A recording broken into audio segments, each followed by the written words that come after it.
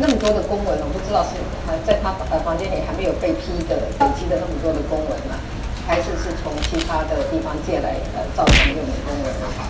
然后我问一下说，如果他为了自己开直播，为了跟他一样高的公文，然后他认为说这样子批多少公文跟这个效率并没有画上等号，就外面去看，他自己预告说我们民调可能会上他采取一些黑棋。我也看到那张照片了啊，那么多的公文，我不知道是在他房间里还没有被批的累积的那么多的公文呢，还是从其他的地方借来造成这种公文呢？那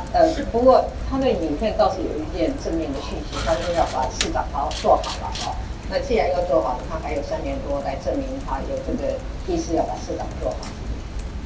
总统，这个 F162500亿的这个款项怎么拨款？因为包含了像是这个66架来的话，这个空军可能要有1000多人组成一个团队，但是现场好像不给员额，要空军自己内部这个我们行政院会提出来，就是说我们这个 F16B 采购的经费要如何的筹措那这个我想行政院在美国国会正式同意，那美国正式通知我们之后，行政院就会提出来他们经费筹措的方案那另外一方面呢，就是说你的第二题是什么？就要1000多个人，66架一个营队。这个事情我相信我们国防部会做最好的人力的配置跟资源的调度那但是我们需要更多的有志青人来加入我们的空军。然后想跟你问一下，就是美国批准那个军售案，那颁布一个声明版本，它是中文版跟英文版，可是它的英文版当中有提到一段说，实力会带来和平，那要维持两岸台海的和平。可是，在中文版当中这一段消失了，是不是担心会踩到中国的红线呢？它的英文版不是我们常常说的话吗？那至于为什么中文版不见了，我想可能要请那个韩市长自己回答我。最后想请教一下，昨天科市长在接受专访的时候，他说2020总统大选是无聊、肮脏又荒谬的。他特别讲到荒谬这个事，他是说，如果他不选，那这样蓝绿两党的初选是不是要重来？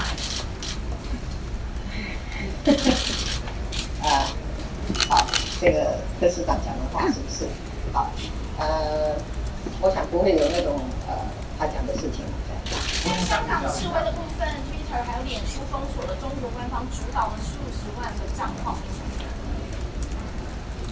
我想这个假讯息透过假账号这个传播假讯息这件事情，已经是大家所共同关切的事情。那很多个国家都受到这样子的侵扰那所以这个脸书跟社群网站都开始社群媒体都开始做一些工作来防止这些假信息的传播，我觉得这是一件非常好的事情那我倒是要跟北京方面讲一句话来说，与其用假资讯来混淆这个香港人民的视听倒不如跟香港人民真正好好的诚意的坐下来沟通，提出一个解决的方案。总统，那因为这个民调的话，韩国瑜4.5都下滑，但对决的意见也越来越多。但是如果郭跟柯合作的话，你们会呈现消极这种还是怎么样？民调我有标准答案，你要不要抄一抄我以前讲的？这个民调就有不同时间做的，也有不同的这个思考跟背景那我们就做参考用。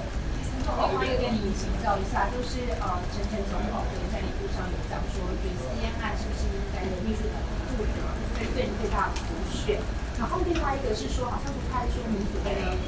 赖配目前是获取，那目前最新的情况。副手的人选我在很多的情况下都讲过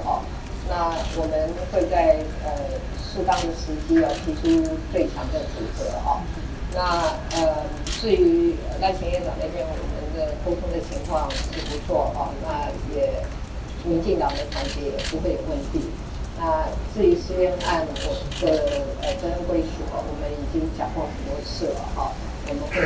彻查到底。那该负责任的就负责。